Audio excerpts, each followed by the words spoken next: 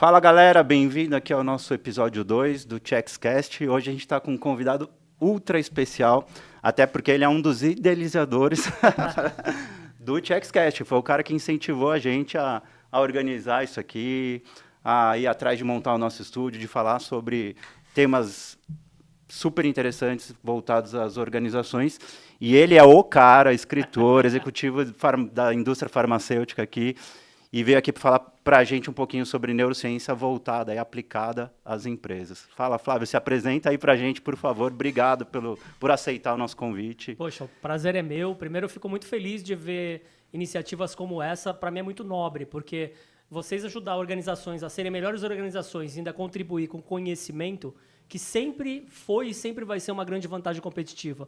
Agora, quando a gente fala de conhecimento e transforma ele em aplicado, aí a gente está dando um novo salto, né? Mas eu que agradeço. Parabéns pelo ChecksCast. Eu fiquei feliz quando eu entrei aqui, né? Eu falei, caramba, a gente construiu isso batendo papo e de repente nasce aqui, né? A gente personifica isso através de vocês. Então, acho que vocês e todo mundo ganha com mais valor, né? A gente entrega mais valor para as pessoas. Eu acho que essa é a diferença, né? Obrigado, o prazer é meu e uma honra estar aqui e mó feliz. Tem alguns meses, né, que a gente falou do ChecksCast e a gente decidiu tirar do papel. E o nome ficou bonito, né? ChecksCast. Ficou deu legal. Uma sonoridade legal. Vamos lá, Let's Brain. Let's Brain. Fica aí. Conta pra gente quem é o Flávio. Legal. E a gente queria depois que você falasse um pouquinho sobre a neurociência aplicada às empresas, né, às organizações. Legal. Bom, de uma forma muito resumida, eu sou um cara super comum, super acessível, livre, muito controlado, ego e vaidade, que depois a gente fala disso, mas eu acho que a minha história começa na neurociência, quando eu ingresso na indústria farmacêutica, né? Eu fui trabalhar numa empresa na Novartis, na linha de sistema nervoso central, então eu conheço o cérebro sob a perspectiva da doença e do tratamento. E aí eu fui representante, que é, para quem não sabe, né, eu visitava neuro, psiquiatra e geriatra para falar sobre doenças e seus respectivos tratamentos. É o cara que tem que conhecer mais que ele, né? Porque tem que conhecer bem. Você conversar com o médico sobre algum tema que ele, né, é especialista. Então você tem que se preparar. E a indústria prepara muito esse profissional porque ele acaba sendo uma fonte de informação para o médico. Porque ele precisa estar nos congressos, estudar, mas quem mantém aquela informação mais precisa de tudo que está acontecendo com relação ao estudo clínico de novos medicamentos é o propagandista ou o representante. Então eu comecei assim, na Novartis, na Neuro. Quando eu fui estudar epilepsia, esquizofrenia, bipolaridade, depressão, todas as Parkinson, Alzheimer, quando eu fui estudar isso, eu tive aula com grandes nomes nessas áreas, né? Vários médicos. Eu não vou citar um aqui para não... Porque aí depois eu vou esquecer de outros, mas assim, com vários médicos, eu fiquei fascinado de conhecer o cérebro. Fascinado, assim. Eu falei, caramba, é interessante o nosso cérebro. E aí, quando eu migro da área que eu estava, né, comercial, então eu tive uma trajetória na comercial e depois fui parar de treinamento. Ou seja, treinar as pessoas que são os representantes, os gerentes, etc. E aí, quando eu fui para essa área, eu fui estudar treinamento de pessoas, performance, como que a gente aprende, como que a gente treina.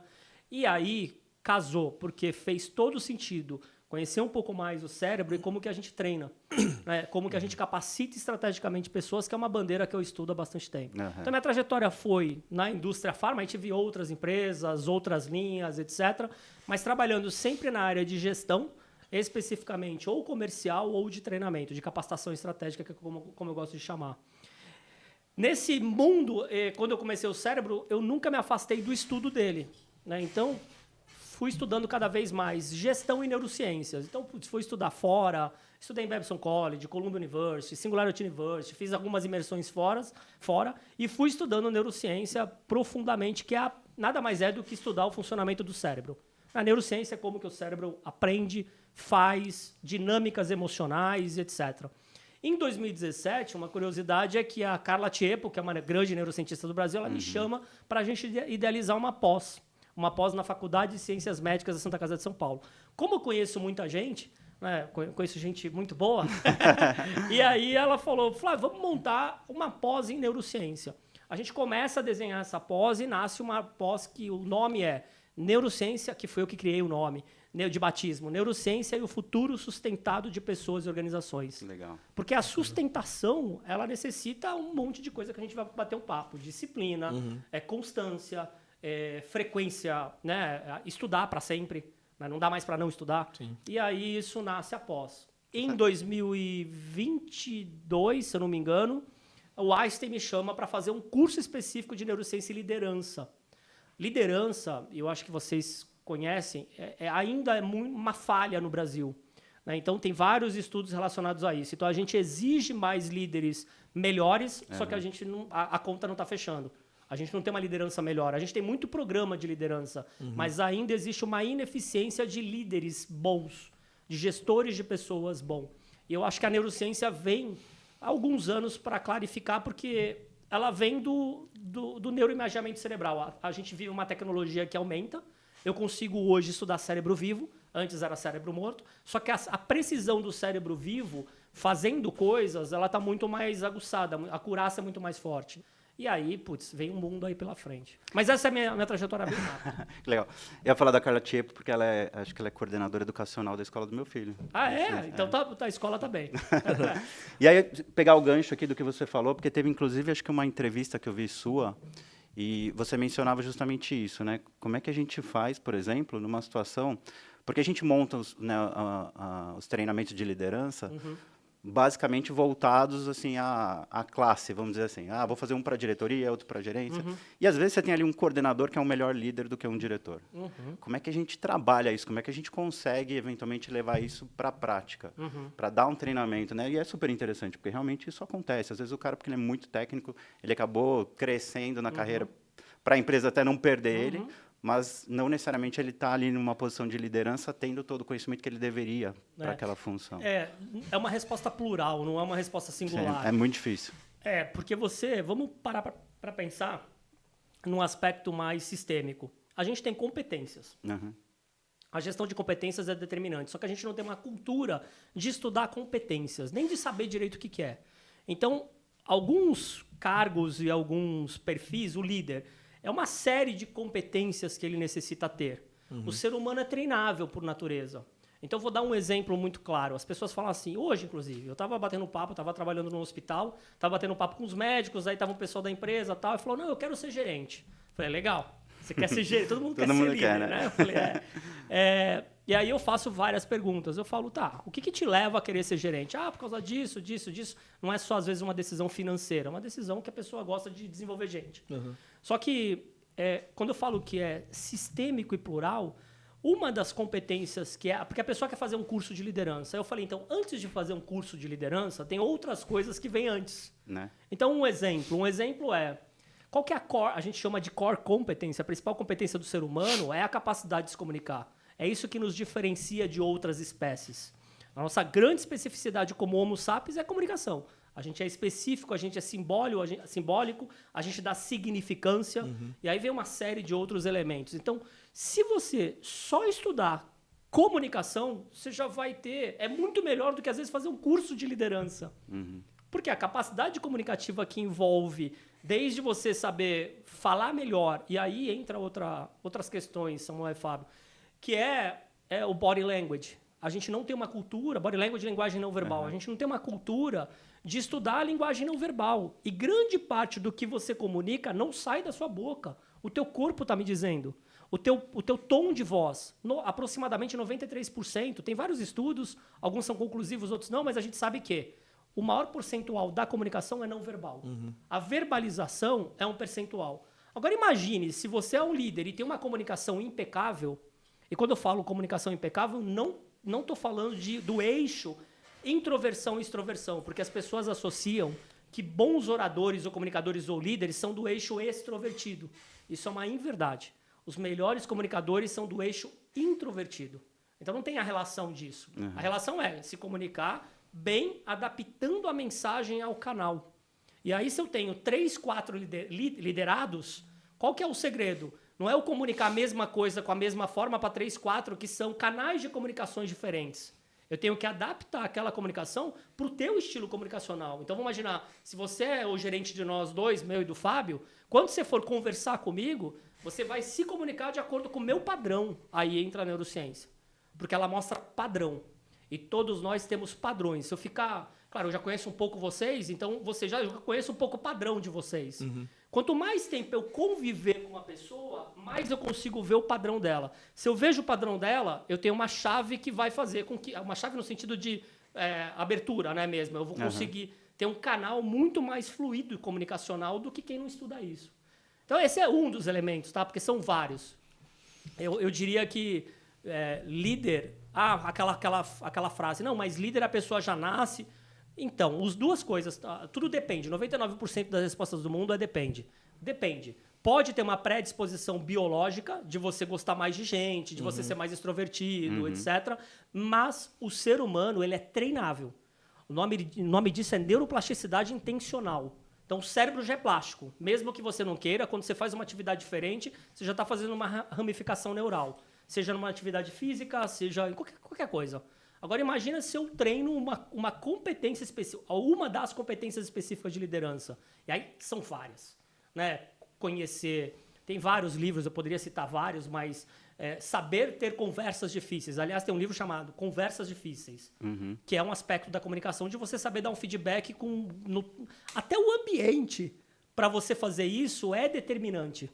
Se você, às vezes, vai conversar com uma pessoa, se você escolhe o ambiente certo para aquele tipo de conversa, você pode ter mais êxito do que num ambiente que não é o adequado.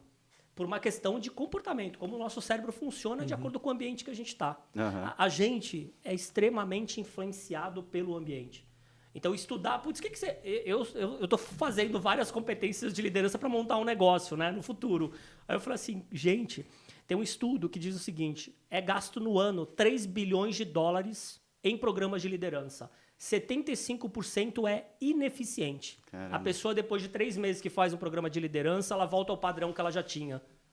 Então, ou seja, joguei fora um treinamento. Isso no Brasil, tá? Inclusive, né? No mundo. É que eu acho que assim, é bem o que você está falando, assim, a questão da adaptação e os programas de liderança, eles são meio padrão. Isso. E as pessoas têm estilos diferentes, né? Exato, as pessoas são diferentes. As pessoas são diferentes. Então, fazer um treinamento de liderança meio generalizado para ganhar dinheiro. É muito complicado, porque é o que você falou. Tem gente que, claro, tem uma aptidão natural a ter jeito com pessoas, a ter algum tipo de liderança natural.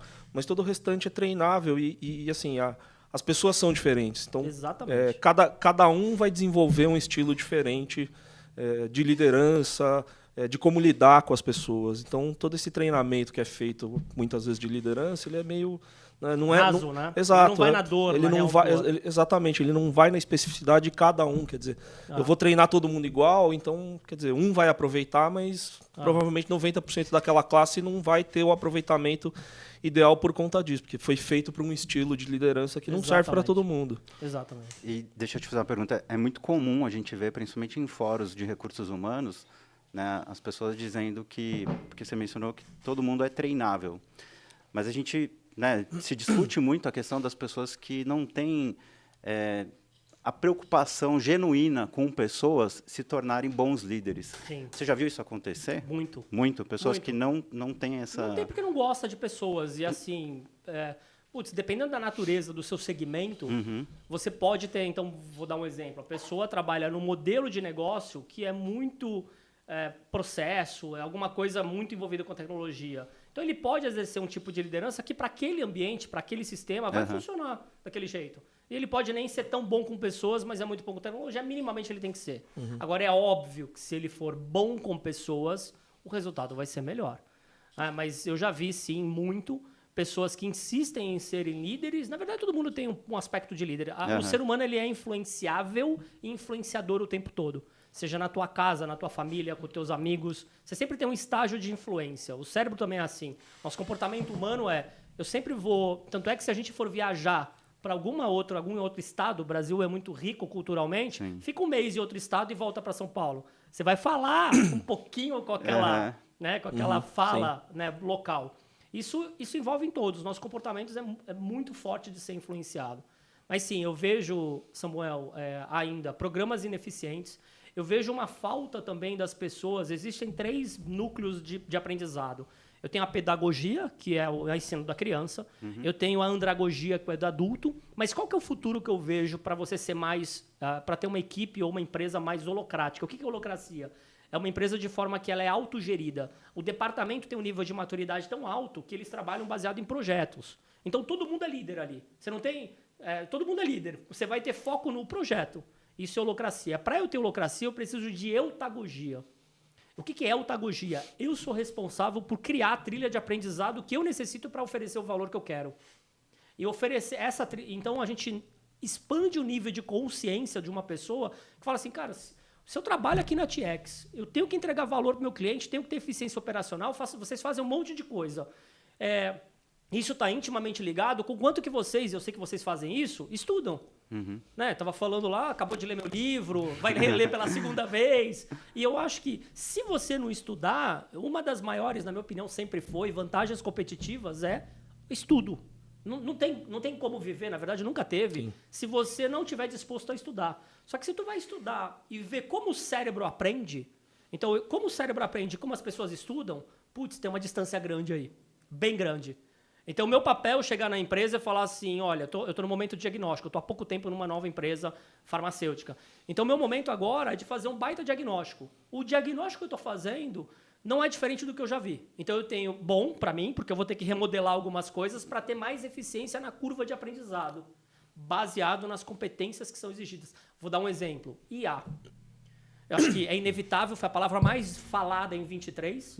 Em 24 continua sendo a palavra mais usada e ela é inevitável. Existe uma inevitabilidade. Se você não estudar IA, independente do setor que você trabalha, você está fora do jogo. Você tem uma desvantagem competitiva. Em qualquer setor, na medicina, no direito, em qualquer setor, no outsourcing, em qualquer setor. Quanto mais IA eu tenho, por isso que eu falo, não é a IA que vai tirar emprego. Quem vai tirar emprego é o humano que usa IA bem. Contra quem não usa IA bem. Então, o humano que vai tirar sempre o IA sozinha não vai fazer nada. Não vai fazer nada. Agora, para eu usar IA bem, eu preciso ter uma coisa que a gente está perdendo e é geracional. E isso é um pouco assustador, que é a inteligência humana. Porque quem comanda, quem dá o prompt da IA é o cérebro bem performático, humano. Eu tenho que ter capacidade cognitiva alta, eu tenho que ter funções executivas preservadas, eu tenho que ter uma cognição de alto nível, um pensamento crítico para eu poder dar o prompt para criar um documento, para fazer o que eu quiser com a IA. E a gente está perdendo isso, isso é geracional, isso é assustador. O que está acontecendo no mundo é o excesso de tela, não na nossa geração, mas talvez em outras gerações, o excesso de tela está limitando o nosso foco atencional. Então, se eu tenho excesso de tela, eu não tenho uma coisa no cérebro, eu tenho uma região, algumas regiões que são chamadas de sistema atencional supervisor. Ele é o precursor do foco. Para eu ter foco, eu preciso dele preservado. Para eu ter ele preservado, eu tenho que me livrar de estímulos externos no momento que eu estou conversando, que eu estou me relacionando com alguém, que eu estou estudando. Então, aquele papo de que, não, o jovem estuda ouvindo música com 3 telas, com livro. Ah, não, mas eu sou multitask. Então, não é. Você está dividindo rede neural de execução. Então, os estudos comprovam, quanto mais focado, melhor é. Sim. Então não adianta querer fazer muita coisa ao mesmo tempo, porque a gente não é desenhado para isso. E essa geração que está chegando assim, tem salvação? Como é que eles recuperam esse tipo de... Eu acho que os pais são os principais elementos nessa recuperação e a educação de uma forma geral. Então eu já vi iniciativas de escolas que proibiram o celular. E eu acho ótimo, porque no momento do aprendizado, você não tem que estar com a tela. Ou você tem o outro caminho, que é usar o celular para o objeto de interação com o estudo, mas de forma muito ponderada. Então, eu já vi professor fascinante que ele fala assim, durante a aula, pega o seu celular, aí vai ter um aplicativo que vai ter uma gamificação relacionada à matéria, aí existe uma inteligência de gamificação para ele gravar. Mas isso é temporal, depende do tempo. Então, não é usar o celular o tempo todo. Então, é você dividir vários estímulos de aprendizagem de acordo com os alunos, com a classe. E outra, um cérebro aprende bem, 2 aprender melhor, 3 aprender melhor ainda. Então, as dinâmicas de aulas do qual a gente pega cases ou estudos e coloca 3, 4 pessoas ou crianças ou 5 em grupo para solucionar um problema de forma mais inteligente é muito eficiente do aprendizado. Aí a gente vai muito mais. A gente vai numa escola hoje ver carteira. 1700 França. Então, o que significa? O professor que tem a luz ensina para o aluno que está lá sozinho aprendendo. Agora, imagine se eu faço um esquema de mesas, né? Aulas, a gente chama isso de construtivismo. São aulas mais fazendo, né? O aluno ele vai pensar baseado num case, como a gente faz o MBA que a gente fez. Que é o esquema lá da escola que eu mencionei do meu Exato. filho, acho que até por conta de influência, né? Lá é tudo assim, tudo em discussões, tudo em criação em conjunto. Co-criação, co-aprendizado e colaboração. Essa perda de foco é um grande problema, porque, assim, eu, pelo menos o que eu vejo, principalmente com meus filhos, é isso, assim, eles têm hoje acesso a toda a informação do mundo, mas parece que eles estão perdidos. Na verdade, eles não sabem o que filtrar e o que buscar. Porque tem um conhecimento líquido, não é deeper, não é profundo. Então, a gente está numa sociedade, num momento muito delicado, que a gente tem que... Aí eu acho que a salvação é isso que a gente está fazendo aqui, é conscientizar as pessoas ao máximo, os pais. Eu estava hoje com um médico muito cedo que tem um filho de 5 anos. E eu adorei o que ele falou, porque ele falou que na escola ele está incentivando o xadrez. Pô, xadrez pro cérebro. Aliás, qualquer pessoa, tá? Se você não joga xadrez, pode começar a jogar. Se a gente escanear o teu cérebro agora e daqui a 3, 4 meses, e você, depende da frequência que você joga, mas se você começar a estudar xadrez e jogar xadrez, você vai ter um outro cérebro. Então, assim como leitura. Então, existem coisas que se a gente fomentar na criança, você vai preservar e vai... Porque o cérebro tem etapas de desenvolvimento. Na adolescência, na criança, após 5 ou 6 anos, até 5 a 7, é uma boa fase para você começar a imputar um monte de coisa. Depois até adolescente. Então, se você mantém esse fluxo de padrão, a criança vira um adulto. Vou dar um exemplo. A emocionalidade, que é uma competência... Aliás, ela é o pai e a mãe das competências. Para eu ser competente em algo, não basta ter só conhecimento, habilidade e atitude, que é o famoso chá. Eu tenho que ter o E. Então, a gente chama isso de chá-E. Qualquer competência, seja motora ou cognitiva, de esporte ou para trabalhar na TX, então você contrata alguém. Essa pessoa tem que ter competências para fazer o que tem que fazer. Hard skills e soft skills. Tem que ter um comportamento de acordo com os valores de vocês. Sim. Então, tá isso. Para eu trabalhar isso, o coeficiente mais importante de uma competência é a emocionalidade. Na hora da execução, o quanto que eu tenho emocionalidade para lidar com um problema, para aceitar um cliente difícil, para ligar com um cliente que... Enfim, para várias situações. A emoção é o pai e a mãe da competência. Ou ela potencializa a competência ou ela elimina.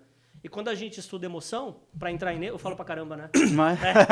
É incrível.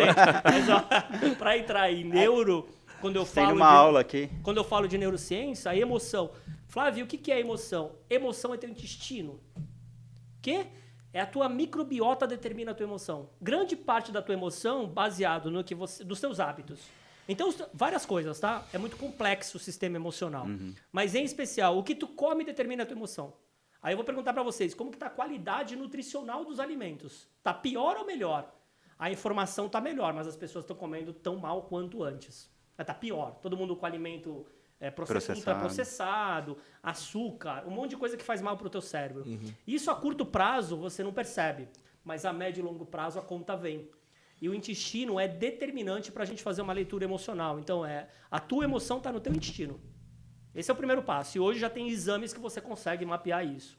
O segundo é a atividade física. A gente tem um monte de gente que não faz atividade física. A gente estava discutindo isso antes, né? Que acham que já fazem há muito tempo, mas você... Não, o cara falou, não, você está treinando agora, eu tô desde que você nasceu.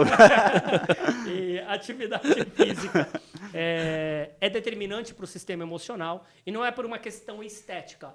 Também, pode ser também, mas é emocional. Ela vai mexer com enzimas específicas que vão regular vários neurotransmissores e química e elétrica.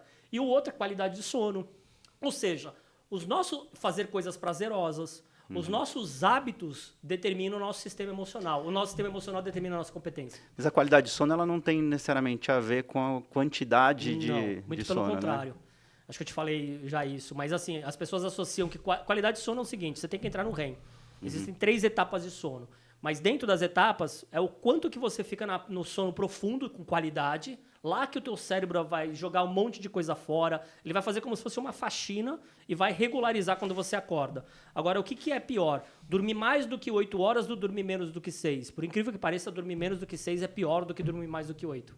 Aliás, dormir mais do que 8 é pior do que dormir menos do que 6. É claro que o ideal é uma janela, depende da tua idade, um monte de coisa, entre 6 e 8. Mas aquele pessoal que dorme mais do que 8 horas, a chance de ser um cérebro performático é muito pequena. Então a janela entre 6 e 8 com qualidade é melhor.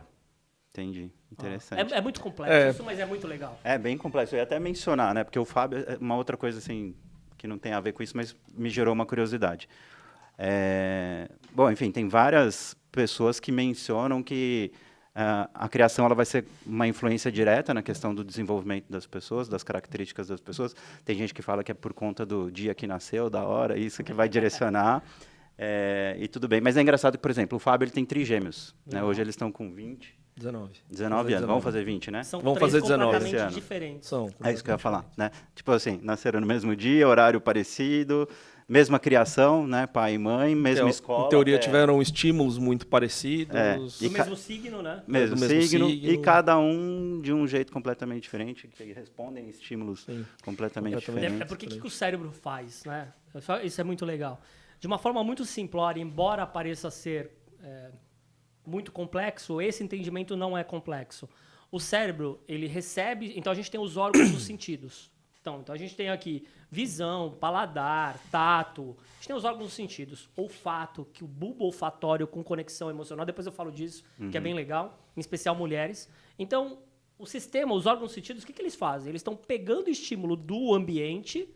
Ele recebe, então, aqui, luz, cheiro, tudo isso aqui, tato, tudo isso é uma resposta que meu estímulo está pegando agora no nível consciente, mas até então era inconsciente. Agora que a gente está pensando sobre isso. Vocês não pensaram na cadeira que você está sentado e qual que é a textura, se está confortável. Quer dizer, confortável tá, porque vocês não iam fazer uma cadeira não confortável. Mas a gente não pensa nisso.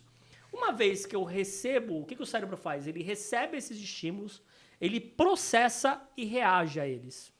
Então, isso do ambiente. O tempo todo o nosso cérebro está recebendo estímulo, processando e reagindo. E internamente do corpo. Então, nosso sistema parasimpático, simpático, o que a gente come, a respiração, tudo isso é uma dinâmica que é em velocidade absurda de informação o tempo todo. Isso é no nível inconsciente. A gente tem 3 estágios. Inconsciente, que é a maioria. Subconsciente e consciente. O percentual que chega à consciência é um feixe. A grande parte do que está no nosso cérebro está no sistema inconsciente e subconsciente. Só que na medida que teus 3 filhos, os gêmeos, eles vão interagindo com o ambiente, aí que é a sacada. Então você tem 3 crianças ali no mesmo ambiente em tese. Só que eles estão recebendo estímulos no desenvolvimento de forma diferente. Então, um comeu mais sólido, o outro tomou mais líquido, o outro sentiu um cheiro que os outros 2 não sentiram do perfume da tua mulher na época, ou do leite materno. Tudo isso vão dando especificidades de rede neural. Por isso que eles são 3 diferentes. Por quê? Mesmo o ambiente, só que estímulos receberam em dosagens diferentes. Isso faz... E outra, a gente é significante. A gente significa, perdão. Então significa que na medida que quando você fala assim, maçã, para eles, quando eles entenderam os símbolos das coisas, cada um deu uma significância emocional diferente. E isso vai determinar o percurso da vida dele no longo do prazo. Então, para algum, uma maçã ou uma bicicleta teve um significado emocional, de repente, do contexto, que é diferente do outro. Então, cara, é muito louco isso, porque é muito complexo isso. Imagina. Por isso que a gente é singular. Uhum. O que é humano? Por isso que a neurociência é fascinante. A gente tem uma coisa chamada conectoma, que, aliás, é a capa do livro. Isso aqui é um conectoma. Conectoma são redes neurais. A gente tem 8 bilhões de pessoas no mundo. A gente tem 8 bilhões de conectomas. Isso prova a nossa essência singular. A gente é singular. A gente é igual em um monte de coisa, mas a gente é singular muito na questão do cérebro, da neurociência e da significância. Eles são... É bem isso. Acho que assim, eles aparentemente receberam sempre estímulos parecidos, né? Mas cada um teve uma resposta diferente. Mas cada um tem uma resposta diferente. Cada um age de um jeito. Cada um recebe de um jeito, né? Às vezes um professor... Então, vou dar um exemplo aqui, baseado em alguns cases muito interessantes de psicologia comportamental de massa. Tem um outro livro que eu gosto muito que chama Animal Social. Então, depois eu posso falar alguns livros aí, quem tiver interesse de ler, né? Tem um bom pra caramba chamado Neuromanager. Esse aí, inclusive, vai ter sorteio. Vai ter sorteio, né? Vai ter um presentinho. E olha que loucura. Um professor, né? Então, uma criança, até 9 anos de idade, ela adorava matemática. Porque era o mesmo professor, né? Até 9 anos, aquela faixa que o professor dava aula para a primeira, segunda... Agora mudaram o nome das... Ensino fundamental, se não me engano, 1, 2, 3. De repente, muda o professor. Aí a criança sai de férias, volta com outro professor. E ela passa a odiar matemática. Quem foi determinante nisso? O professor. Então, um professor ele pode fazer com que um aluno no ambiente seja apaixonado por uma matéria. E outro professor pode fazer que aquilo mude. Por quê? Porque a experiência emocional foi diferente. Então, eu sempre falo, Sempre foi também. O mundo é quem te promove a melhor experiência. O último tratamento e experiência que você teve de um produto ou serviço bom é o mínimo que você espera do próximo. Aí a gente vê o quê? A gente vê aí também uma qualidade muito falha de serviços, né? E produtos, etc. E me surgiu agora uma curiosidade, né? Até porque tem a ver com uma questão de que a gente acabou conversando no primeiro podcast. Como é que você, né, enquanto, por exemplo, liderado, pode trabalhar a questão da liderança no sentido de algo que ela te trouxe e que não necessariamente é aquele estímulo mais legal para você, mas como você consegue trabalhar com isso e transformar isso em algo positivo para você? A gente tende, essa é uma ótima pergunta, até falei com o meu chefe, amanhã eu estou num congresso de tecnologia e saúde, eu vou palestrar nesse congresso, chama RIS, Healthcare Innovation Show. Então é um congresso na Expo Imigrantes, Expo São Paulo, perdão, grande de inovação em saúde. Vou falar sobre neurociência em clínica. E aí, eu cheguei para o meu chefe, que é um liderado, a gente tende ao quê? Vai passando a vida e a gente fica muito no nosso ecossistema, a gente não vai para outros lugares. E essa troca de experiência em outros setores é o que potencializa a inovação, que é uma grande vantagem competitiva de uma empresa. Então, eu sempre falo, o efeito inverso é, eu chego para essas pessoas que tendem a ficar trabalhando muito, tal, não sai dos silos dela. Então, eu falo, quanto mais você conseguir ir para outros mundos, um congresso diferente, ler um livro diferente, estímulos diferentes, conversar com pessoas diferentes, culturas diferentes, histórias diferentes, melhor você se torna. Então, acho que a minha maior contribuição, e eu crio essa prática, eu procuro sempre coisas diferentes dentro da minha natureza. Então, eu vou conversar com alguém que não tem nada a ver, de um setor que não tem nada a ver, que eu nunca imaginei. E aí você vai sempre tirar uma correlação. Porque, eu não sei se tu... tem um livro do O Antifrágil, A Lógica do Cisne Negro, do Taleb, e ele tem uma fala dele do caos, né? Então, o caos, o ambiente caótico, porque quando você vai para um outro ecossistema, para você é um caos aquilo, você não conhece daquilo. Sim. Né? Mas ele é o que, biologicamente, cria uma antifragilidade, que é um estágio diferente da resiliência, né? Você aprende no caos, você evolui e aprende no caos. Na resiliência, você aprende a lidar com ela. No caos, você aprende a entregar performance. No outro, você evolui no caos. Já é uma evolução, né? Uma evolução da resiliência. E você comentou numa coisa, queria voltar numa questão de comunicação não verbal, né? Porque, assim, comunicação não verbal, às vezes, né, destrói uma reunião ou cria uma empatia. Completamente. E pode ser o que vai, um divisor de águas, o que vai mudar o jogo. Como é que eu posso... Uma cadeirada, né? Tá na moda agora eu não sei cadeirada. E como é que eu consigo trabalhar isso, Flávio? Porque isso, assim, é parte do inconsciente, né? Como é que eu... Então, imagina o seguinte, a gente não tem uma educação no Brasil que ensina você a falar em público ou se comunicar por gestos, né? Não verbalmente não tem. Isso nos Estados Unidos e outros países é mais forte. A gente tem que desconstruir algo que você aprendeu gestualmente que você nem sabe. Então, teus filhos com 19 anos, provavelmente eles vão ter gestos que, se eles evitarem fazer ou se eles aprenderem novos gestos que eles devem fazer numa determinada reunião, vai potencializar a comunicação. Então, eu acho que a primeira coisa é estudar a comunicação. Hoje a gente tem muitos autores e livros muito bons com relação a isso. A outra coisa é que nem inglês. As pessoas que não falam inglês... Por que as pessoas não falam inglês? Porque elas não falam inglês. Porque você tem medo do julgamento. Então, se tu não aprender fazendo... Porque o cérebro aprende como? Fazendo, errando e repetindo.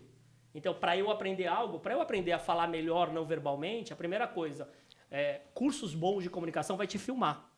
E é um ambiente de exposição. Porque eu tenho que filmar o teu corpo inteiro. Na hora que você entra ali, eu vou filmar... Aí você vai fazer um monte de treinamento de técnica de gestos, de prosódia, um monte de coisa legal. E depois disso, você vai fazendo exercício por cada parte. Então, a gente divide entre tronco, pernas, pés e mãos. E inclinação de cabeça. Então, a gente analisa cada etapa dessa e fala assim, o que você deve evitar? Vou dar um exemplo. Mão no pescoço, a não ser que você esteja com uma coceira. Ou se um pernilongo te coisa, aí você vai dar um tapa e ficar. Mas mão no pescoço não é um gesto adequado, é fragilidade. E aí tem uma tendência de mulher fazer mais isso. O gênero feminino coloca mais a mão no pescoço, né, do que homem. Então, tem várias... Não é que, veja bem, você pode colocar a mão no pescoço, você sempre tem que analisar o contexto. Todo. Então, está frio. Então, automaticamente, você vai fechar teu corpo. Da mesma forma que está calor, você tende a se expandir. Então, são muitos detalhes dentro do aspecto comunicacional que vão potencializar ou vão enfraquecer tua fala. Contato visual. Então você tem que saber fazer o contato visual na dosagem certa, porque se eu fico, e às vezes a pessoa encontra um mecanismo de defesa, ela pega uma pessoa e fica... Então tem 10 pessoas. Se eu estou falando com 10 pessoas, o que eu deveria? Eu deveria dividir o olhar entre esses núcleos. Aí tem gente que pega, por uma questão inconsciente, uma feição, um rosto, que ele fala, putz, ali eu caí em segurança. Aí a pessoa fica 90% da comunicação, em vez de distribuir, ela fica olhando para aquela pessoa. Agora imagine isso numa reunião de negócio. Se você está aqui com 3 pessoas que são decisores, e você tem que dividir o quê? O olhar entre os 3. Eu não posso ficar só olhando para o Samuel e esquecer você. Sim. A gente está conversando entre... São várias coisas, isso é genial. Eu adoro. Aliás, eu dou aula disso. Né? O cérebro humano é genial. Eu também gosto bastante. Assim, eu já até li alguns livros sobre isso, sobre linguagem não verbal. Linguagem corporal, essa linguagem não verbal, justamente por causa disso. Porque dependendo do tipo de gesto, exato, inclinação, a forma como você fala, os gestos que você faz, até expressões faciais assim, que você faz, influenciam muito. E é o que você falou, a gente está recebendo estímulo de forma inconsciente o tempo inteiro. E nosso cérebro acaba processando isso involuntariamente. Às vezes você nem percebe uma expressão que a pessoa fez, mas você recebeu aquilo, o seu cérebro já pegou e você cria uma antipatia que às vezes com uma pessoa, você nem sabe o porquê. E isso tem 2 aspectos. O primeiro é que a nossa face tem já aplicativo que com segundos ele vai te dar uma resposta emocional do momento. Por quê? Porque a tua face ela mostra a tua emocionalidade, pelo menos agora. Então, ela vai te dar um parâmetro baseado em microexpressão facial. Isso é um. O segundo a gente tem, baseado na nossa cultura, né, onde você nasceu, o que é comum para você, então a gente tem uma assimetria de rosto. E essa assimetria que vai da ponta do nariz ao queixo, da ponta do nariz a testa, ao final da testa, espaço de olhos. Existem elementos que podem gerar mais empatia. Significa o seguinte, eu posso me afastar mais ou querer me aproximar dessa pessoa. Então, existem faces que passam mais agressividade. Não é que a pessoa é agressiva, é que a biologia da face dela parece agressiva. O que você faz? Se você sabe disso, você vai minimizar isso. Eu tenho um exemplo do amigo meu, que ele tem o queixo mais avantajado. O filho dele, não vou falar isso porque não pode. Mas ele tem o queixo mais avantajado. E ele teve um baita de um cara profissional. E ele tem cara de bravo. Sabe aquela pessoa que tem cara de bravo? Você olhava pra ele... Então, esse cara, na carreira, um cara bom pra caramba, mas ele tinha dificuldade para ser promovido. Eu estava, na época, estudando fortemente comunicação. Você usa exemplos durante o estudo, então ele foi um exemplo bem característico disso que você acabou de falar. Eu coloquei ele no case, eu falei assim, cara, deixa eu te ajudar, eu estou estudando uma coisa que eu acho que é você. E casava. Quando eu estava estudando, vou resumir a história. Esse cara procurou uma profissional que eu indiquei. Essa profissional pediu para ele deixar a barba rasa. Então, ele deixou barba rasa para minimizar o tamanho do queixo. Ele podia fazer igual o Coringa, né? Cortar aqui o sorriso, né? Ele colocou óculos, ele não usava óculos, mas o óculos ia suavizar também. Então, o resumo da ópera foi, e arrumou o cabelo, a forma de corte do cabelo dele. Ele fez essa mudança, coincidências ou não. Depois de meses, esse cara foi promovido e é líder até hoje. Na verdade, ele ascendeu em carreira. E arrumou uma questão também de roupa. Esse personal branding é muito importante, né? Às vezes até a cor que você visita... E as pessoas, muitas não têm nem consciência, nem sabem. Às vezes você vai errando por quê? Porque a tua pele, o teu biotipo, talvez outro tipo de cor ia te estabelecer um branding melhor.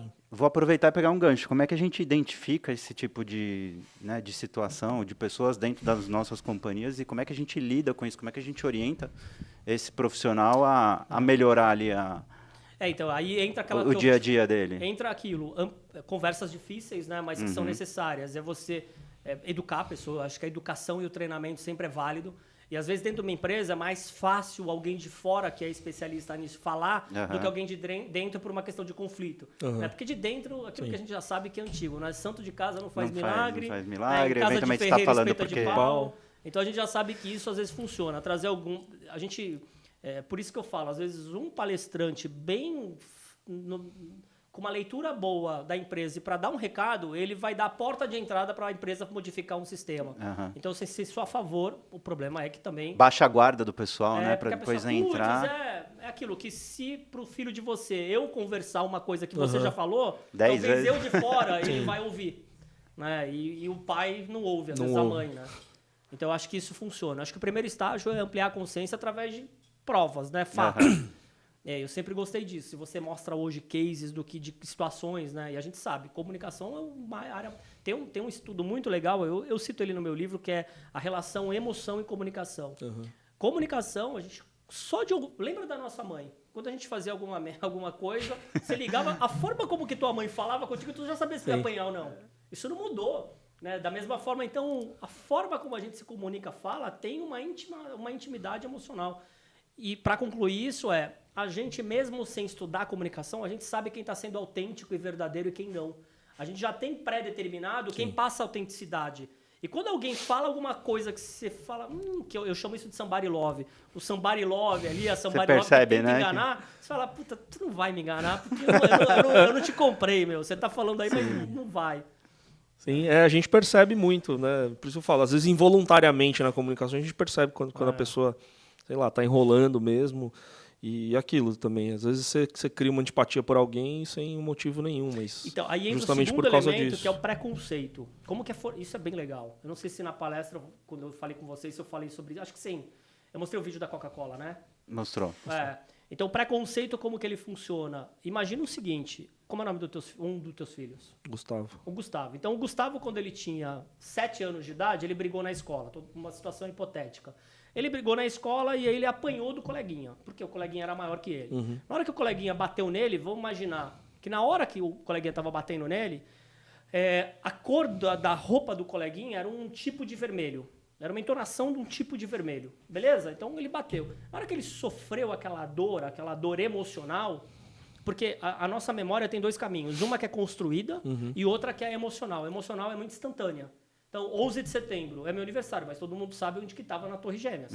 Né? Então, 11 de setembro, eu estava fazendo o quê? Porque foi um contexto emocional. Então, contexto emocional, memória instantânea. Quando ele apanhou, ele cria um mecanismo de defesa no cérebro. Ele fala assim, opa, vamos imaginar que o estímulo foi aquele tom de vermelho. Vermelho, foge. O cérebro funciona por associação, similaridade. Então, ele tem uma coisa chamada heurística, ele precisa de uma decisão rápida. Então, ele vai falar, aquele tom de vermelho foge. Falou pro teu filho. Passaram, agora ele está com 19? Isso. Ele está com 19. De repente ele vai conhecer uma pessoa que está com uma camiseta exatamente naquela cor de vermelho. O que acontece na hora de forma inconsciente? Ele cria antipatia. Bem, ele não conhece a pessoa, mas falaram assim, o cérebro dele falou assim, cara, foge porque tu vai apanhar. Olha que louco isso. Sim. Então o preconceito, ele é um elemento que cria vieses inconscientes para te proteger. E aí isso cria um problema relacional. Por quê? Porque você não sabe, todos nós tivemos traumas. Sim. A questão é como que teu cérebro lidou com aquele trauma. Todo mundo teve... O que é trauma? É uma resposta emocional inadequada. É uma dor, tudo que promove dor. E como é que a gente lida com isso? Porque assim, né... Todo mundo tem trauma. Todo mundo tem trauma. A maioria a gente consegue resolver. Porque assim, tem uns que você lembra, tem outros que você nem lembra, nem sabe o porquê. E às vezes tem um contexto, quando você é mais velho, que vai dar o gatilho, que pode surgir. Mas de toda forma, assim, eu entendo que né, esses traumas são coisas que a gente né, fatalmente não vai esquecer, mas a gente tem que lidar com isso, a gente tem que seguir em frente, a gente tem que ser o melhor possível, independente desses traumas. Isso aí. Como é que a gente pode ajudar as pessoas que estão à nossa volta? Como é que a gente pode ajudar os nossos colaboradores a lidar com essa mudança de chave? Porque a gente vê muito isso, mas é que você não sabe o que eu estou passando, você não sabe o que eu sofri, você não sabe... Né? E sim, cada um tem sua dor, cada um tem suas dificuldades, cada um tem sua história. Mas a vida tem que andar. Mas a vida tem que andar, exato. Como é que a gente ajuda nesse sentido? Então, excelente pergunta. Eu sempre falo que as pessoas... Primeira coisa é conhecimento, é prover conhecimento para a pessoa se libertar. Conhecimento é libertador. Né? Então, conhecimento sério, fundamentado. A segunda é terapia. As pessoas, algumas, nem todas... Né? Todo mundo tem que fazer terapia? Não. Mas tem gente que tem. Né? E a terapia, com um bom terapeuta, com uma boa psicologia, ela é salvadora. Né? Então, a gente melhorou, desmistificou bastante a questão de terapia. Tinha muito preconceito, né? Ainda tem, mas hoje melhorou muito. Mas acho que porque qualificou, a informação está mais clara, a gente tem mais profissionais capacitados para fazer uma boa terapia, seja a TCC, independente de qual a terapia cognitiva comportamental que eu gosto, seja freudiana, depende da frente. E às vezes depende da terapia, o que determina o tipo de terapia é o paciente. Não é a terapia que determina o paciente, é o paciente que determina a terapia. Então, eu acho que hoje, Samuel, eu acho que mas assim, nada substitui uma boa conversa. Então, assim, que é uma terapia. Os psicólogos não gostam disso, né? Mas a gente fala assim: qual que é a terapia? Isso aqui pode ser uma terapia, caracterizar uma terapia. A gente bateu um papo. É uma terapia. Até porque você não vai chegar só pro colaborador e falar, vai procurar uma terapia. Né? Ele vem atrás de você porque ele tá com algum problema, porque ele quer sua ajuda, porque ele tá tendo alguma dificuldade ali emocional no dia a dia dele. E aí você vai virar pra ele, vai procurar uma terapia. É até agressivo fazer isso. Exato. Mas eu acho que é conversar e não fugir sobre isso. Eventualmente no meio você fala, né?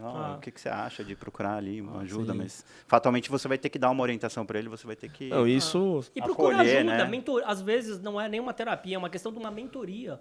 Você vai dar um mentor ou um outro profissional que tem uma situação que vivenciou parecida, mas ele superou. Então, putz, aconteceu algo com alguém daqui que bate um papo com ele. Você sabe que eu uso bastante algumas pessoas que eu tenho próxima e que eu sei que passaram por situações similares, inimagináveis, na verdade. Então, e né? essa pessoa... Que na minha percepção, muitas vezes, é pior do que... Né, muitas situações que outras pessoas enfrentam e trazem para mim como um problema... E não é nada perto do que aquela outra passou. Na minha percepção, né? Sim. Porque, lógico, é o que eu falei, cada um tem sua dor, cada um tem... Né? Mas eu gosto de usar isso para me mover, então, né, tem algumas pessoas muito próximas que passaram por situações que assim, eu não consigo imaginar passar e que seguiram em frente, né? E que conseguem aí ter bastante sucesso na vida pessoal e profissional depois de situações, né, bem difíceis. Eu trago isso para mim e me motivo através disso. Então, quando acontece alguma coisa, isso aqui não é nada.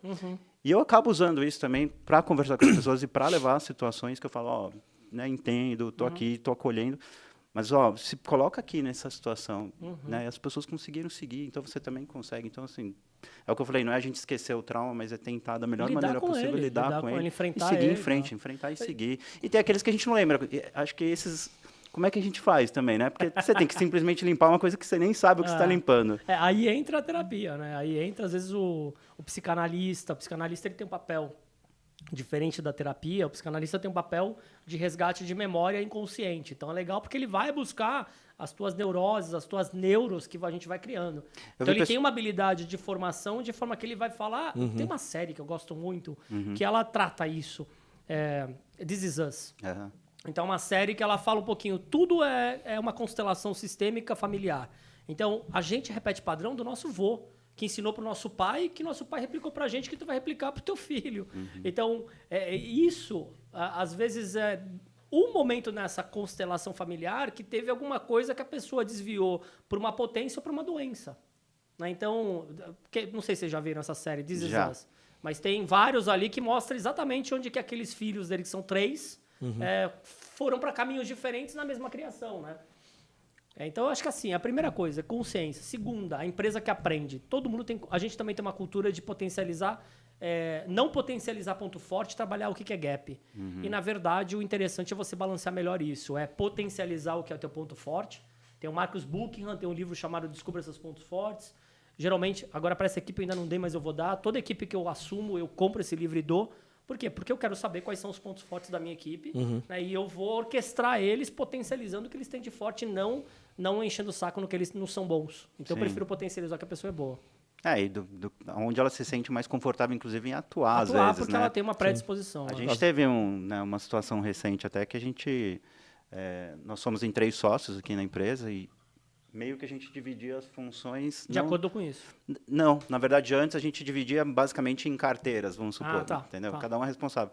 Mas, poxa, eu sou melhor em comunicação do que você é melhor tecnicamente do que eu, Por que a gente não separa por competência ou, né, por aquilo que cada um se sente mais confortável em fazer? E acho que, né, isso trouxe uma segurança muito maior para cada um trabalhar com aquilo que se sente mais porque às vezes a gente fica insistindo em querer que alguém faça algo que não é dele, não está dentro dele ali, e a gente fica tentando aflorar uma competência que a gente nunca vai conseguir extrair, né? O Flávio já mencionou, né? Todo mundo é treinável, mas lógico que tem as características, tem estratégias que você fatalmente vai seguir ali, que vai ter um resultado muito maior. Às vezes ele vai precisar treinar outras coisas que não são fortes nele, mas direcionar ele para né? e direcionar ele para fazer algo que ele tem mais facilidade ou mais aptidão, vai facilitar muito, inclusive treinar o que ele não tem, porque ele vai se sentir mais confortável no que ele está fazendo. Né? E realmente, às vezes, insiste muito em querer que a pessoa faça algo que está fora, né, do padrão dela, do comportamental dela, da aptidão dela, e isso acaba prejudicando todo o restante. Quer dizer, ela não faz o que ela é boa e ela não consegue sair do lugar com as competências que ela é mais fraca. Né? E você vê uma coisa, Fábio, tem uma outra vertente de gestores, que é o seguinte, você numa equipe, você sempre vai ter os performáticos, que é a minoria, você vai ter os medianos, que estão na média, hora entrega, hora não, e você vai ter os que não entregam, que estão abaixo da performance minimamente desejada. E orquestrar isso, entender isso é determinante. O que acontece na maioria dos casos que eu vejo? Quem são os bons de uma equipe, os poucos bons, geralmente são sobrecarregados. Por quê? Porque o gestor vai pedir aquilo para quem é competente. Aí sabe o que vai acontecer com esse competente? Com o tempo ele vai ficar esgotado. Por quê? Porque ele é competente, então eu não vou dar para esses aqui. Eu vou dar sempre os desafios maiores e mais complexos para quem eu sei que vai me entregar. E, na verdade, isso é um baita erro de gestão. Por isso que entra a singularidade. Eu tenho que ser meritocrático. Então, eu tenho que desenvolver o mediano para ele chegar aqui. Eu tenho que desenvolver quem está abaixo de performance para ser mediano. E essa orquestração baseada em competências e o que eu vou pedir de ação e vou acompanhar, vou fazer um plano de ação acompanhado, enfim, e com muita conversa e com gestão mesmo. Pouquíssimos fazem. A maioria perde o talento, por quê? Porque ele sobrecarrega o talento. Sobrecarregou o talento, e outra, ser talento, ele está sendo visto pelo mercado. Qual que é o papel do competidor, né, do player, do principal concorrente? O papel do concorrente é roubar o talento da empresa. Sim. E o papel da empresa é segurar o talento. Então, eu sempre falo assim, o que é a empresa para mim? A empresa, para mim, grande parte da minha empresa é para quem eu respondo. Se eu tenho um baita líder, e olha, não é salário que tira as pessoas. A maioria, salário nos estudos é o quinto ou quarto elemento. O primeiro elemento é clima e gestor direto. Então, orquestrar porque é muito difícil conseguir os talentos. E eles que fazem a coisa acontecer. Agora, se você orquestra isso para fazer toda a equipe virar performática, pouquíssimas vezes eu vi isso acontecer. Fora que se você atolar o cara de coisa para fazer, não só você corre o risco de perder ele para o mercado, mas exaustão emocional. Ele vai ficar exausto, ele vai ficar menos produtivo. Né? Mas é muito comum isso mesmo, porque justamente é aquela pessoa que você tem confiança para passar né, aquele trabalho que tenha uma entrega de qualidade. E aí esquece que você tem todo um resto de um time ali que tem que dividir, que tem que ser desenvolvido para que o time como um todo cresça. E aí você estafa um e o resto não está aprendendo. A gente está numa economia sempre teve também, tá?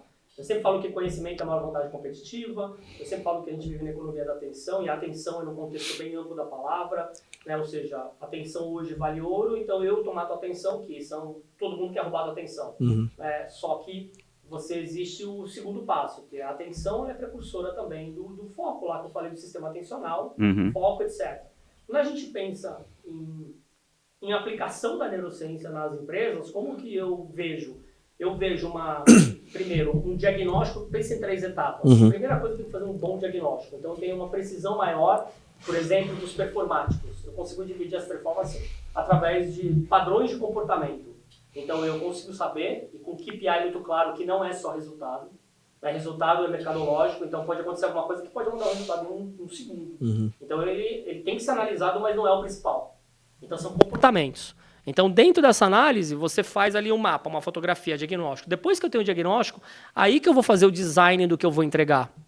Não adianta eu querer entregar alguma coisa sem um diagnóstico preciso, porque eu vou estar jogando dinheiro fora. Então, e aí depois entra a terceira etapa, que é como que eu vou entregar. Então, é diagnóstico, design e delivery. A entrega, que é a metodologia, vou dar um exemplo. Presencial ou online? Depende. Mas o ideal é você, no contexto de aprendizado, trabalhar hoje com os dois. Porque tem coisas que o presencial, que o online não vai substituir. Pode vir VR, pode vir realidade aumentada. Isso aqui, tem coisas que são impagáveis com relação ao humano. O humano é humano e a gente tem um monte de nuances aqui. Mas dá para eu fazer presencial e online com dosagens adequadas? Dá. Do ponto de vista de atenção, a gente consegue ficar durante alguns bons minutos atentos se a comunicação for boa, se a audiência está vendo valor, se você tem uma facilitação, uma comunicação, né, como eu falei, didaticamente boa. É a mesma coisa, aqui a gente está gravando o podcast. Provavelmente tem ouvinte que está com o sistema atencional super... Por quê? Porque o assunto está muito interessante para ele e ele está, caramba, está lá, está quase, não sei quanto tempo a gente está aqui, mas está lá e está prestando atenção em tudo e anotando. Aí é legal. Porque quando você interage com o objeto do estudo, você vai para uma camada de aprendizado maior. Porque é muito difícil aprender, porque as pessoas não sabem aprender. Erraram no aprendizado. Aprender é interagir com o objeto de estudo. Eu li um livro. Quem que falou que liu o livro? Né? Lê o livro. Eu li o livro, legal. Mas uma vez eu não lembro mais nada. Possivelmente, se não for um livro de ficção de história, porque a história, sim, você vai lembrar, mas se for um livro técnico que você tem que ler, vai ler Drucker, vai estudar as teorias de Drucker. Se tu ler os livros de Drucker, tu vai ler uma vez, tu vai ter que ler pelo menos 3 vezes o livro. Se você interagir, e aí o que é interagir? Eu quero entender o capítulo 1. Eu vou terminar o capítulo 1, que são aí umas 20, 30 páginas, vou terminar o capítulo 1, aí eu vou interagir com o objeto, vou fazer um resumo, vou pegar o meu celular, vou gravar um áudio para mim mesmo, meio que esquizofrênico, mas eu vou gravar um áudio. O que eu lembro do capítulo 1? Eu lembro, e o cérebro funciona muito bem com 3. 3 é um número mágico, processo. Então você fala assim, quais são as 3 coisas que o capítulo 1 me trouxe? Mais importantes para mim. Aí você lembra. Se você começa a fazer esse exercício de interagir, estudar com objeto de estudo, a tua evolução em conhecimento é muito maior do que a maioria que não faz. Pouquíssimos fazem. Interessante. E essa questão que você comentou do presencial e online também é algo que hoje em dia é desafiador. Porque tem uma questão de custo, né? Sim. Então é um falso positivo. As pessoas falam assim, não, mas o online eu não gasto tanto. Então, mas tu também deixa de vender um tanto, porque teu colaborador hoje tem um cabo de guerra em tudo, no trabalho, em treinamento, em curso. Eu jogo pôquer e assim, a dinâmica do presencial e do online é muito diferente. Total. É muito diferente, porque eu não tenho interação no online com as pessoas, eu não sei como elas estão se comportando, eu não vejo a expressão delas. E que diz muito no jogo. A relação. E no trabalho é a mesma coisa, né? Muitas vezes a gente está numa reunião online, numa teleconferência, coisa do tipo. É muito diferente, né, do lidar com a pessoa e ver como ela está reagindo àquilo. Né? Os eventos, eles cresceram. Eu fiz uma. Quando veio a pandemia, o online é um caminho sem volta, eu sou super a favor da hibridização. Mas os mercados mudam. Então, por exemplo, o mercado de entretenimento, hoje, todo mundo falou, nossa, não vai voltar. Não vai voltar. É o maior mercado hoje, todo mundo quer, porque o humano quer outro humano. Sim, voltou. Então voltou com tudo. Você vai no congresso, o congresso está cheio, tá todo mundo lá. Sim. As pessoas precisam de pessoas, isso é relação humana. Tanto que lançaram o Perse e voltaram atrás, né? Porque foi um setor que voltou com tudo. Mas uma coisa que eu ia falar é interessante, né? Porque quando chegou a pandemia, a gente chegou, eu lembro que foi de um dia para o outro, dia 17, 18 de março, lá de 2020, a gente chegou, todo mundo para casa. Todo mundo já tinha aqui, né, notebook, trabalhava, computador, não sei o quê, todo mundo para casa. E a gente trabalhou durante um bom período muito bem. De repente, a produtividade começou a cair. O que a gente identificou, né, na época? Por conta, acho que muito de turnover que a gente teve naquele período, né? Novas pessoas entrando sem a mesma interação, sem a mesma proximidade. Né? Porque que foi criado lá atrás. Que foi criado lá atrás, porque é uma relação pessoal, humana, né? Uma relação humana que a gente tem com as pessoas. E isso trouxe essa impessoalidade, trouxe essas pessoas que não estavam tão engajadas, né, no time por justamente não conhecer, então você não vê a dor do outro, dificulta o aprendizado, porque às vezes você está ali do lado, tira uma dúvida rápida. A informalidade do brasileiro, porque a informalidade ela faz o café que você vai torar fora com esse colaborador e que vai ter uma conversa que almoço, vai gerar uma aproximação. Né, uma aproximação, uma empatia. Então a gente percebeu que a gente perdeu um pouco disso e a gente decidiu pelo híbrido, né? Que acho que é o que você falou. É um caminho sem volta, porque sim, né, você mantém o relacional e também faz o híbrido. É o meio do caminho, né? Cara, tem uma outra pergunta que eu queria fazer para você, muito interessante, até por conta de um estudo que eu li recente, acho que de Harvard, que fala sobre burnout, né? E o burnout é uma coisa que acho que hoje é calcanhar de Aquiles aí de todas as empresas. Se a gente pensar em grandes organizações, se não me engano, 30% dos líderes, pelo menos, tem algum nível de burnout. E esse estudo, ele trazia uma questão interessante, porque ele diz o seguinte, que o burnout ele não era relacionado necessariamente ao excesso de trabalho, mas à inabilidade das pessoas dizerem não. Né? Porque é aquela pessoa que, eventualmente, ela vai assumir ali mais do que ela tem capacidade de assumir, que é o cara lá que a gente estava falando, que é o talento, né? E que, eventualmente, o gestor ali, o líder dele, vai ficar puxando um monte de coisa, porque sabe que ele entrega, e ele não sabe falar não, muitas vezes. É o cara que vai insistir, eventualmente, em um projeto que já não faz mais muito sentido. Então, ele gasta muita energia naquilo, não tem sucesso, e aquilo traz uma sensação de, né, de insucesso, de tristeza, enfim. Conta aí, fala um pouquinho pra gente como é que com a neurociência a gente consegue identificar isso, apoiar e melhorar o dia a dia dos colaboradores nesse sentido também. Excelente pergunta. Assim, o burnout é uma condição que está crescendo porque está crescendo todos os mecanismos relacionados à ansiedade. Aí a gente volta lá para o contexto que é sistêmico, não é uma causa isolada. É um conjunto de fatores, né? Então, o mundo está com muito mais informação, eu estou com mídia social, que sempre é a grama do vizinho. Antes era a grama do vizinho, agora são 1000 pessoas que são mais bonitas que eu. Mais bonitas, né? mais ricas. Isso não é difícil também, né? Então, às Mais vezes é ricas, fácil. né? Mais O rica, cara mais vai lá bonita, mais tudo. O cara né? entra na loja da Porsche, filma dentro do Porsche e ele é o... E o ser humano, o cérebro nosso, ele sempre foi e sempre vai ser, ele compara.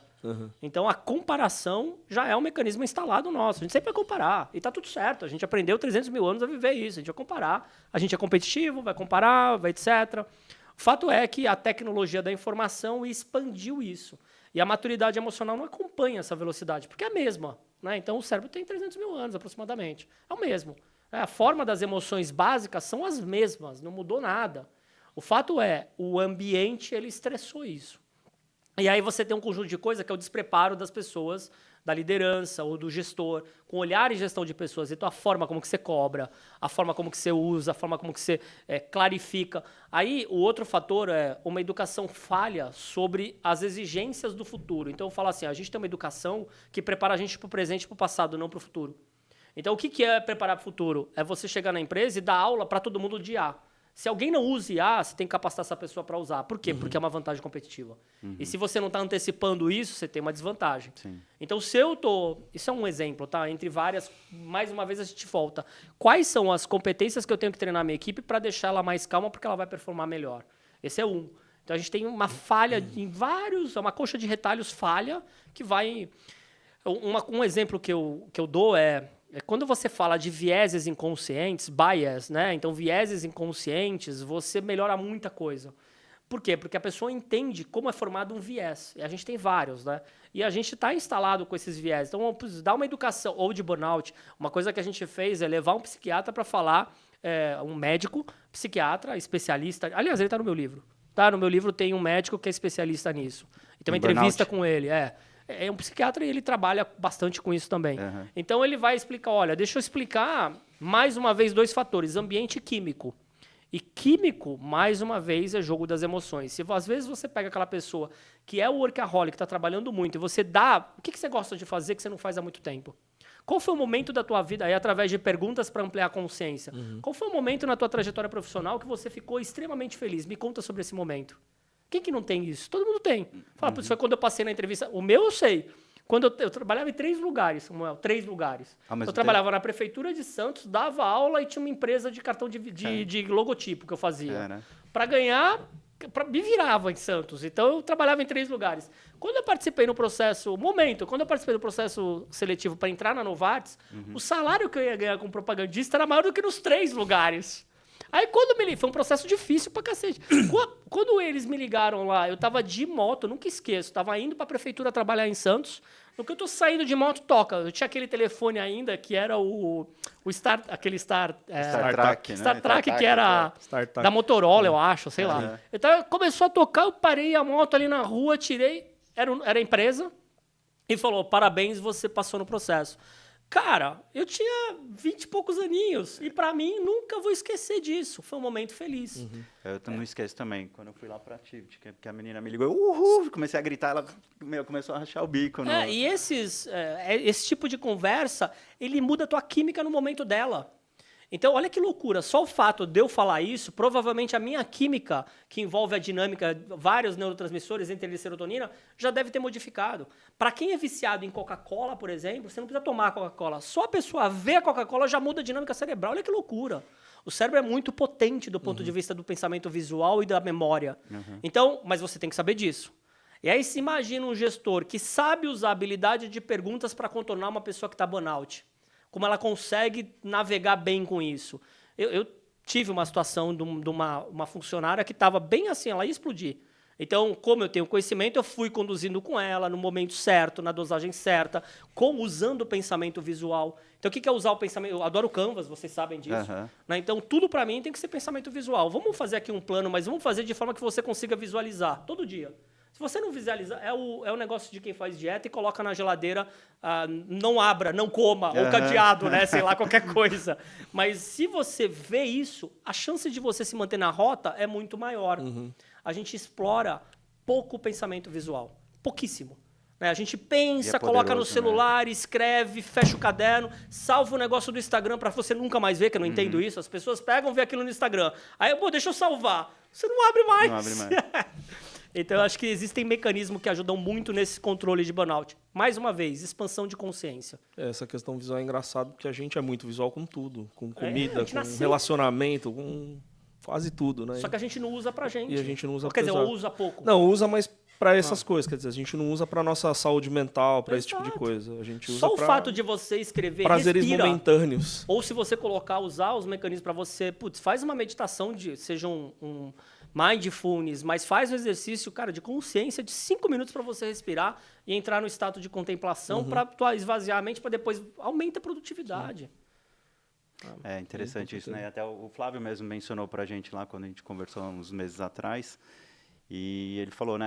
Pô, coloca algumas frases de impacto lá, que vocês têm algumas aí, nas paredes. A gente tá fazendo isso agora. É bem legal. Do escritório. É bem legal. Para trazer essa, bem legal. Né, essa informação, essa sensação do pertencimento, de cultura mesmo para o nosso pessoal. Os hospitais, vários deles, eles estão ambientalizando a ala das crianças ou de alguns tipos de pacientes com cores, né? Existe uma coisa psicodinâmica das cores. Então, a cor, ela tem um evento, ela cria um evento psicológico na gente. Se você ficar numa sala toda em branco, você perde a dimensão do tempo. Então, toda cor ela tem uma significância, tem que ser bem escolhida. E aí, até na tua casa. E aí, putz, Flávio, você está falando de Feng Shui? Também, porque é verdade, né? É antigo, é milenar, mas se eu ambiento uma casa adequada para ficar mais calma, no momento que eu exijo ficar mais calmo, natureza, quem gosta de plantas, tem estudos que mostram isso, quando você tem plantas na tua casa, o verde ele acalma, porque é uma conexão com a natureza. O que a gente faz? Lembra da Veja Foja de São Paulo? Tinha uma Veja ali, Fuja de São Paulo, aí tinha um monte de... Agora tá no Instagram, mas antes era a Veja, Fuja, aí todo mundo fugia porque queria conexão com a natureza.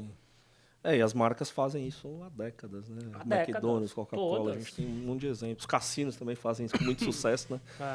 Então, cassino ele perde, você não sabe se está... Eles tiram as janelas, colocam aquela iluminação no máximo, você perder a noção do tempo mesmo. E perde, né? E perde. E as marcas, principalmente de alimento, usam isso há décadas, né? Quer dizer, para incentivar a comida, né? O comida, vermelho e o amarelo do McDonald's. Exato. Você foi na aula de publicidade que eu tive lá há anos. O professor falava, porque é para você comer estimula, rápido, se incomodar e vazar, não é para ficar aqui não. Cara, obrigado, Flávio. Obrigado mesmo. Prazer imenso. Foi uma aula pra gente. Sim. A gente está tentando, né, hoje é o nosso segundo episódio, a gente está tentando trazer só informações relevantes para o público empresarial. Que legal. Né, a gente vai falar aqui de liderança, a gente vai falar de neurociência, a gente vai falar de empreendedorismo, de problemas que as startups encontram, que grandes companhias encontram, né, na questão do dia a dia deles. O Flávio trouxe aqui um presente, né? Como é que você pensou aí pra gente... Eu acho que quando vocês publicaram o episódio, quem fizer aniversário no dia de publicar... No dia? Manda uma mensagem e fala, eu assisti Mas o primeiro... Tem que provar, né?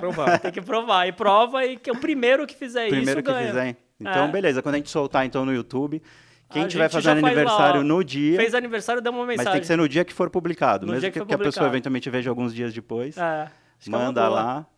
Boa, a gente entra em contato e vai ganhar Isso aqui fica para ela. O livro. Pô, obrigado, cara. Obrigado mesmo. Obrigado. Eu falei, né? Pô, o Flávio é um dos idealizadores aí, inclusive do nome até, ChecksCast. A ideia surgiu lá naquele encontro alguns meses atrás. Não, e bastante feliz, porque eu acho que isso, de fato, como eu falei no começo, é nobre vocês convidarem pessoas e dar conteúdo bom, né? Assim, relevante. Eu acho que ainda tem carência disso. Tem muita coisa, mas ainda é carente. Então, eu acho que tem espaço para isso. Cara, e assim, eu tô muito feliz porque primeiro você aceitou o nosso convite, tinha que ser um dos primeiros. E foi legal que, assim, na semana passada a gente só divulgou algumas poucas imagens, né? Porque a gente teve um primeiro bate-papo. E já apareceu um monte de gente legal querendo participar. Querendo Então, participar. tem presidente de empresa que já está programado aí para vir. Que legal. Tem influencer digital que mudou a carreira completamente, que também já estamos organizando de vir aí falar dessa transição de carreira e falar também da questão do empreendedorismo digital. Tem vice-presidente aí de RH que também quer vir, que já está engatilhado aí para aparecer aqui. Então, eu acho que é isso, eu acho que esse é o valor, né? Trazer gente que tá disposta a compartilhar que traga informação, isso, né, e ajudar a relevante. gente a ser pessoas melhores através de conhecimento melhores para fazer uma economia melhor. Porque o que roda é isso, né? Uma empresa rodando bem, saudável, né? Quanta gente emprega, né? Quantas pessoas indiretamente a Chex emprega? Eu nem sei. Cara, mas é muito. A gente tem. Pensar todas as empresas que vocês cuidam para fazer com que ela seja uma melhor empresa. E isso é o que a gente mencionou lá atrás, né? Que é o nosso porquê, inclusive. A gente tem um porquê. Economia. É gerar a economia do país. Fora isso, eu recebo também, o Samuel também recebe muita gente perguntando, e também que tem interesse, as pessoas me perguntando, o que eu faço? Eu quero empreender, eu sempre tive um sonho, e como é que eu faço? Né? Me ajuda? Então, isso é bacana também, é ver que, né, o resultado de tudo isso que a gente está fazendo e esse reconhecimento também. Defender as coisas boas e criticar as coisas, porque tem os oportunistas, né? Então eu falo de empreendedor, putz, o que tem de curso aí que eu não recomendo, que são os oportunistas, então essa curacidade de conteúdo relevante, né? Putz, tem que também ter atento. Tem. Porque assim, tem muita porcaria, a internet deu voz a muito idiota, muito oportunista, e não é diferente, o ser humano é assim. Agora, é diferente a gente saber curar, né? Quem que a gente vai indicar, recomendar, e eu não tenho dúvida que vocês fazem isso muito bem, vão fazer, né? Vão trazer gente aqui para ajudar. Sim, não... Com certeza. Acho que esse é o objetivo. A gente apanhou muito no meio do caminho. Aprendeu, né? Eu sempre falo, ou a gente aprende ou acerta. Né? Às vezes eu acertei, mas eu aprendi mais do que eu acertei. A gente aprendeu bastante. E é bacana, porque tem gente que manda mensagem, pergunta as coisas e fala, pô, você vai me cobrar por isso? Fala, cara, não, assim, é realmente com o objetivo de ajudar mesmo e, sabe, às vezes tirar a pessoa da inércia e dar aquele apoio mesmo. Vocês têm um carinho especial na minha memória, porque é o seguinte, quando eu estava em transição de carreira, eu não sei se, acho que eu falei, não sei se eu te falei, mas quando eu saí de um lugar e estava antes de entrar em outro, eu fiquei um tempo que quase eu fui para carreira solo. E vocês foram o primeiro cliente, meu. Olha aí que legal. Então, quando eu comecei a divulgar, vocês foram o primeiro, eu falei, putz, então assim, nunca vou esquecer. Eu falei, bom, já fechei. Aí saíram vários, eu até quase não voltei. Falei, putz, mas não, eu ainda tenho mais um tempo para contribuir no mundo corporativo e depois eu saio. Mas já vai voltar com tudo também daqui a pouco. Sim, aí a hora que você decidir, né? Ir para carreira solo. Subir para essa carreira solo já tem todo o trajeto pronto, praticamente. Cara, obrigado vocês mesmo. E parabéns. Foi um prazer aí receber você, prazer é bater meu. esse papo. Valeu, pessoal. Obrigado, viu? Obrigado. Tchau.